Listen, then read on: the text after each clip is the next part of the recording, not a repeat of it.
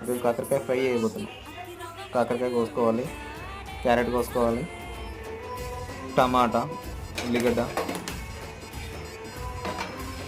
అన్నీ కోసుకున్న తర్వాత వెల్లుల్లి కూడా తీసుకోవాలి. ప్యాన్ పెట్టేసి ఆయిల్ పోసి జీలకర్ర, ఆవాలు, మసాలాలు వేసేసి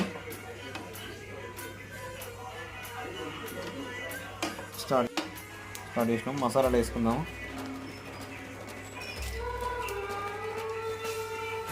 నెక్స్ట్ కాకరకాయ ఎత్తులు, తర్వాత ఉల్లిగడ్డ ప్లస్ మిరపకాయలు వేసుకున్న తర్వాత తగినంత పసుపు మొత్తం వేసిన తర్వాత గోల్డెన్ కలర్ వచ్చే వరకు కొంచెం ఊరుకోవాలి. నెక్స్ట్ క్యారెట్, నెక్స్ట్ కాకరకాయలు వేసేసి లాస్ట్